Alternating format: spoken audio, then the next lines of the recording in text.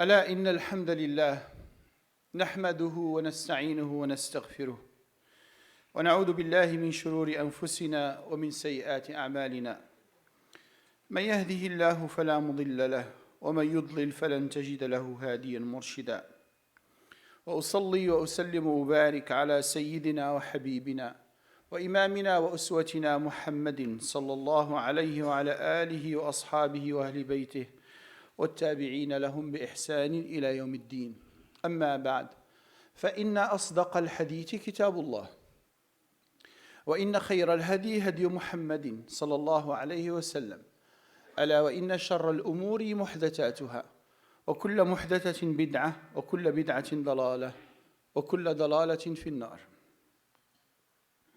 I will start with this beautiful ayahs from Al-Quran Kareem when Allah subhanahu wa ta'ala said, وَإِذَا سَأَلَكَ عِبَادِي عَنِّي فَإِنِّي قَرِيبٌ أُجِيبُ دَعْوَةَ الدَّاعِ إِذَا دَعَانِ فَلْيَسْتَجِيبُوا لِي وَلْيُؤْمِنُوا بِي لَعَلَّهُمْ يَرْشُدُونَ. In another place, Allah subhanahu wa ta'ala said, وَقَالَ رَبُّكُمْ ادْعُونِي أَسْتَجِبْ لَكُمْ إِنَّ الَّذِينَ يَسْتَكْبِرُونَ عَنْ عِبَادَتِي سَيَدْخُلُونَ جَهَنَّمَ دَاخِرِينَ. These are two beautiful verses, which is when Allah subhanahu wa ta'ala, He is telling us to ask Him and to make the dua. And Rasulullah sallallahu alayhi wasallam said, الدعاء هو العبادة. The dua is the ibadah. What do we mean by when we say الدعاء is the ibadah? The purpose of all of us to be on this world, all the human beings, is to do the ibadah of Allah subhanahu wa ta'ala. All of us, we know this very basic things. وَمَا خَلَقْتُ الْجِنَّ وَالْإِنسَ إِلَّا لِيَعْبُدُونَ. Indeed, I created the human beings and the jinns for a purpose, for a reason, for a goal, which is the ibadah of Allah subhanahu wa ta'ala. Now that ibadah that Allah subhanahu wa ta'ala is asking all of us, it is where? It's in the dua. The ibadah, it's in the dua. The purpose of being on this earth is to ask Allah subhanahu wa ta'ala as much as you can. And all of us, we ask Allah subhanahu wa ta'ala. And the brothers and the sisters that they are in difficulties, they ask Allah subhanahu wa ta'ala. Those that they have, they ask Allah subhanahu wa ta'ala. And those that they don't have also, they ask Allah subhanahu wa ta'ala continuously non-stop. And sometimes we see the sincerity in the faces of the people. You see a person raising his hand and crying so much, and you see really this person is asking Allah subhanahu wa ta'ala. And he is ready to say or to do whatever that Allah subhanahu wa ta'ala will answer to his calls. And the question will be very simple, which is all of us we may ask ourselves the same question. Why our du'as are not being answered? Somebody say, you know what, the whole Ramadan I spent it, but it didn't happen. I really ask Allah subhanahu wa ta'ala and I am really in need, but it didn't happen. That specific person, subhanAllah, he went through a lot of difficulties and many people were asking and making dua for him, but subhanAllah, it's not happening. What's the purpose? What's the reason? Is there something behind it? What is the secret, subhanAllah? And we'll try, inshallah, to answer to this question today, because we know that everyone is concerned about this matter. Why my dua is not being answered? Is there something wrong with me? Is it something wrong with the dua itself? Is it because of the timing or the place? It is Allah subhanahu wa ta'ala doesn't want to answer? Is it because I don't deserve? I am not qualified? Let's start from the very beginning. And we will say this one. Remember, Allah subhanahu wa ta'ala in this ayah says, وَقَالَ رَبُّكُمْ ادْعُونِي أَسْتَجِبْ لَكُمْ. And your Lord said, ask me and I will answer to you. And those that they don't do it, it's like they are not doing the ibadah of Allah subhanahu wa ta'ala. Now let me clarify two things. There is the dua and there's the istijaba. There's the dua and then there's the answer from Allah subhanahu wa ta'ala. The dua and the answer. Which one is more important for you?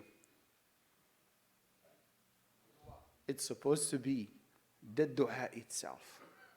And that's what we don't really focus on. I want the answer, not the dua. So what I'm trying to say now, the dua itself is the ibadah. Once you make the dua, you are already making the good deed in your bank accounts. When you just raise your hand, oh Allah, even before Allah subhanahu wa ta'ala answer to you, that act that you're doing of asking Him is the greatest ibadah that you could do. To humble yourself, to ask Him and cry over and over. And we realized that the best of all the ubad, which is the prophet and messengers, they used to ask Allah subhanahu wa ta'ala continuously, non-stop. Before or after. Before answering the dua or after answering the dua. Always the dua is there. Which is a part of the dhikr of Allah subhanahu wa ta'ala. So what I will say now to you and to myself, let's busy ourselves with what? With the dua itself. Umar ibn al-Khattab radiallahu anhu used to say something very beautiful. He said, إِنِّي لَا أَحْمِلُ هَمَّ الْإِسْتِجَابَةِ وَلَكِنِّي أَحْمِلُ هَمَّ الدُّعَاءِ. He used to say, I am not concerned about the answer. Because who's supposed to take care of the answer? Allah. But what I'm supposed to be concerned about is about the dua. My part, it is the one that may have a shortcoming, but not the part of Allah subhanahu wa ta'ala. So when you are 100% sure that the one who answers the ad'iyah and the dua is Allah, you should not worry about that. That's not your part. You should have nothing to do with that. But what you have to concern with is with the dua itself. And that's what he used to say. That's what I'm concerned. Because sometimes we don't make dua. It's just we don't do it. Or we don't do it the proper way, or the proper time, or the proper place, or we're not focused. That's number one. So I want to clarify this and say to all my brothers and my sisters, if Allah gives you the tawfiq, and look at this word, the tawfiq to do the dua, you got the best thing that you could have in your life. That Allah is giving you the ability, the honor, the privilege, the tawfiq to make the dua. A lot of people cannot, and they don't. A lot of people cannot. Oh, it's not going to happen, forget about it. That's not the point. The point, it's not about the answer of the dua, although that is very important. But more important that you submit yourself and bow down and prostrate and ask and cry to Allah subhanahu wa ta'ala to answer to your dua. So put this in our mind, that just making the dua is a ibadah. Not only that ibadah is the best ibadah that you could do. Do you realize that the salat is a dua? The salat itself is a dua.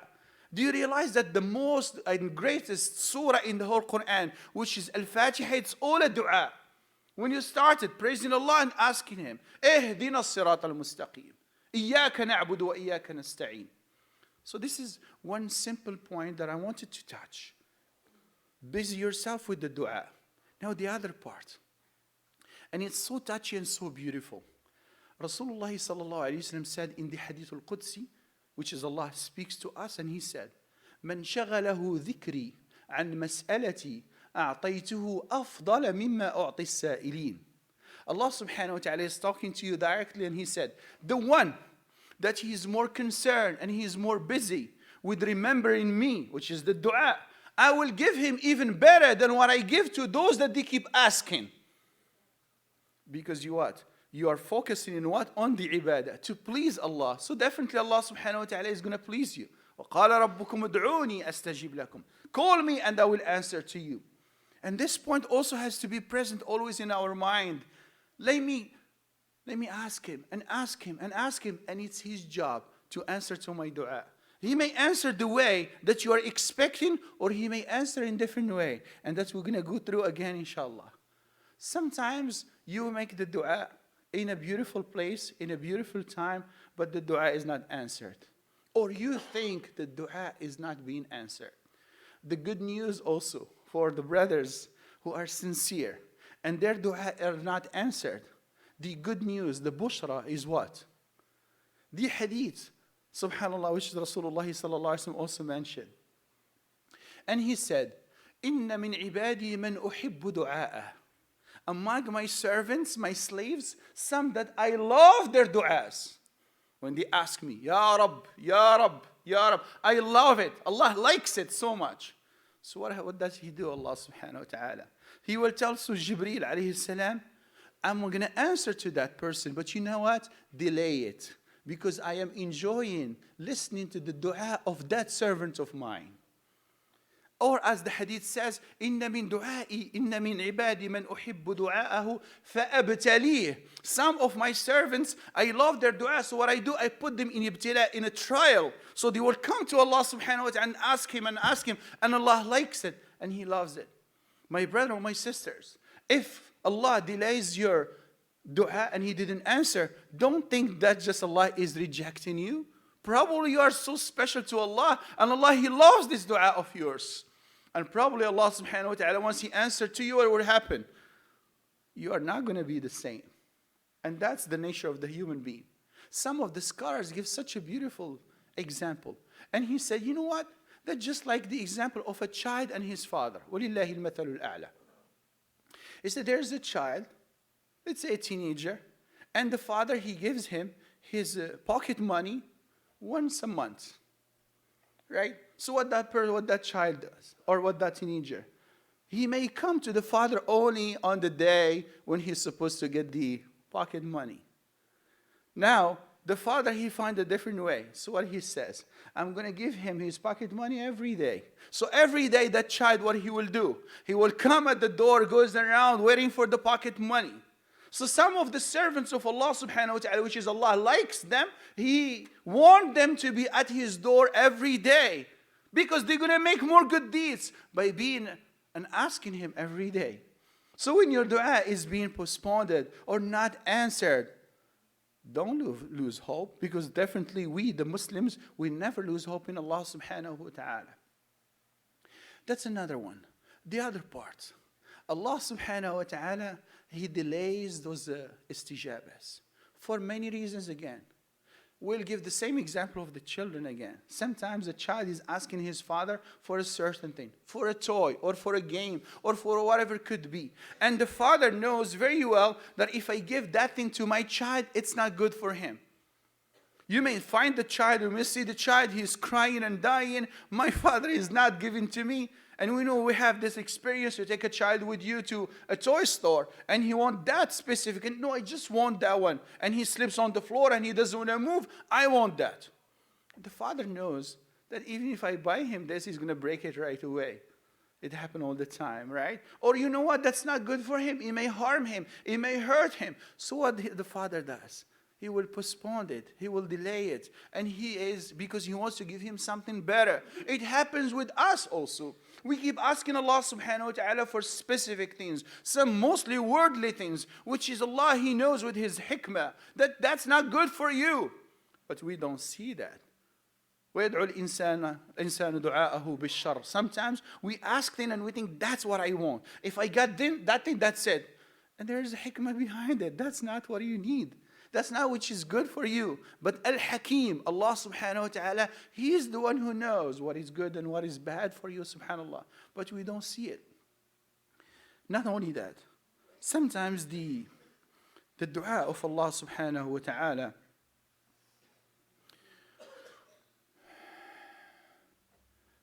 what we do, we may ask something which may harm us, like the example that I said over here. But for us, we don't see it. And we keep insisting that I want that. Let me just clarify one thing, which is very important for us. The dua may be answered to the good people and to the bad people. And the same hadith that I quoted before is the same. The hadith which is Allah subhanahu wa ta'ala, He mentioned to Jibreel and He said, among my servants, some that I love their du'as. So what I do, I ask Jibreel to postpone and to delay the answer. And some of them, you know what? Allah does not like their du'as, for whatever could be the reason. So Allah, He tells Jibreel, give him. I don't want to hear the voice of that person. So the answer of the dua is not always, it means that you are a righteous person, a good person, a loved person by Allah subhanahu wa ta'ala. Because what we ask, usually we ask only about worldly things. And all the worldly things are given to the Muslims and non-Muslims, to the good and to the bad. When the rain, which is Allah subhanahu wa ta'ala sent, He sent it to everyone. He does not make the difference between this is an idol worshipper, and this is a fire worshipper, and this is Allah's worshipper, and this is an atheist. No. It goes to everybody. Because the value of all the worldly things in the eyes of Allah subhanahu wa ta'ala is nothing. As the hadith says, لو كانت الدنيا, if the dunya has the value, or تعدل جناح بعوضة, if the value of the dunya is even equal to the wing of one insect, then Allah will not give to any of the non-believers anything from this dunya. But because of this dunya, in the eyes of Allah subhanahu wa ta'ala doesn't have no value, He gave it to those that they deserve and to those that they don't deserve. Going back again to the concept of the dua. Another thing that we have to put on our minds. When we raise our hands to Allah subhanahu wa ta'ala and we ask Allah subhanahu wa ta'ala, He does not answer because we deserve it, but He answers because He is the most generous and He is the most kind. But we do have to have the adab and the etiquettes, or at least what we call al-haya, from Allah subhanahu wa ta'ala. You know, you have a problem with somebody, you don't go and knock the door of that person and ask him. You feel, no, I'm not going to do that. I'm embarrassed. Even between son and father. Oh, I just upset my father. It's not the time for me to ask him. Lillahi al-mathalul a'la. Of course, Allah is not in that way. But some of us, our hands probably are full with what? With haram. And you raise your hand and asking with those hands of sinners. And all of us were sinners definitely. But the hadith of Rasulullah sallallahu alayhi wa sallam, when he said, رُبَّ أَشْعَةَ أَغْبَرٍ, such a person that his hair is all messy, he's all dusty, it means he's a poor person. ذِي طِمْرَيْن, he doesn't have only 2 pieces of clothes. Usually a kind of person like that, his du'as will be acceptable. And then that person, وَمَطْعَمُهُ حَرَامٌ وَمَلْبَسُهُ حَرَامٌ وَغُذِّيَ بِالْحَرَامِ, that person, his food is haram. I'm not talking about the dhabiha, but I'm talking about the earning of that person. Where is he making the money from? It doesn't matter you bought him from a 100% halal store or from 50% halal store or 120%. But the income itself, it is coming from what? A bad source. Not tayyib, from khabith, whatever could be.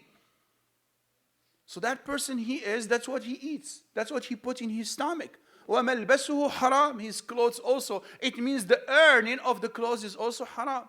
وَغُذِّيَ بِالْحَرَامِ, looks like the flesh of his body is all full with what? With haram. Allah said, فَأَنَّا يُسْتَجَابُ لَهُ, how that person could be answered for his du'as. That's one side. Another thing, which is I have to touch, very important. The hands that are full with dhulm cannot be answered by Allah subhanahu wa ta'ala. Just remember, the hands that are full with dhulm, you have a wife and you're putting so much pressure on her because you are the master of the house. You are the one who has the power, right? You are the one because you know she has nowhere to go. Or you know what? She will be embarrassed to do anything or even to talk. So you are torturing a family. And then you are raising your hand, oh Allah, increase me and give me. Hands of a person who is a zalim cannot be answered. Definitely cannot be answered. And if it's answered, and listen to this one, and if it's an answered, that means that person, إِنَّهُ مُسْتَدْرَجْ. What I mean by that? That person, you know what? Allah subhanahu wa ta'ala, He's taking him somewhere to destroy him. And that's what happened to the people and to the nations before us. A person who is a taghiyah, an oppressor, a dictator, and he sees that the things is just coming and coming and coming. And whatever he does of dhulm, still there's more, there's increment in everything, subhanAllah. In his wealth, in his health, in his properties, and he's committing dhulm again. It could be about with your own employees. It could be with your friends, your neighbors, with your own children, with your brothers, your sisters, or with your employer. It could be any. You are committing a dhulm. It could be any kind of dhulm and justice and unfairness. So if you are doing that and you see, you know what, still the life is giving you more and more. Is that a good sign? No, it's not a good sign. It's a very warning sign that person, as Allah subhanahu wa ta'ala mentioned, when he takes with a lot of izzah and with a lot of power and with a distraction. And that's what happened to a lot of nations before us. Allah subhanahu wa ta'ala does not accept dhulm from anybody, regardless it could be a Muslim or a kafir. And if we look at the Muslims' history itself, we realize that. The Muslims in a certain time, they were the masters of the world, if you want. But because they were ruling the world with justice and fairness. But once they moved from that path, and they became unfair to themselves and to the others, and to the Muslims and to the non-Muslims, it all went down, and went down, and went down. And you see our situation right now. Right? 1.5 billion of Muslims, and what is the izzah of this 1.5 billion? Comparing to the izzah of could be less number. The dhulm will never be something successful.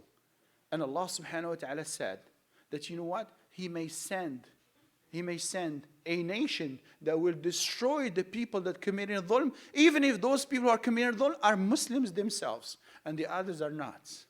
We see that in the history, in many times that happened to the Muslims. Just open the books and you will see that. I ask Allah subhanahu wa ta'ala to forgive all of us. Wastaghfirullah lakum jami' al-mu'mineen.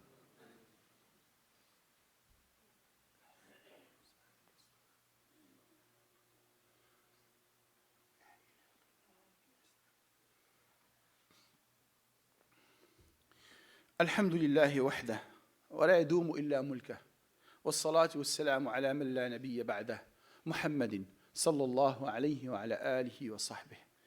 Before I continue, there was a request that, brother, if you can come closer. We know a lot of brothers will be coming for the prayer and join us, inshallah. I was talking about the dua. And I'm saying that this is the weapon that Allah subhanahu wa ta'ala is giving to the human being, to the Muslims, to the mu'mins to use. And there are different types of ad'iyah.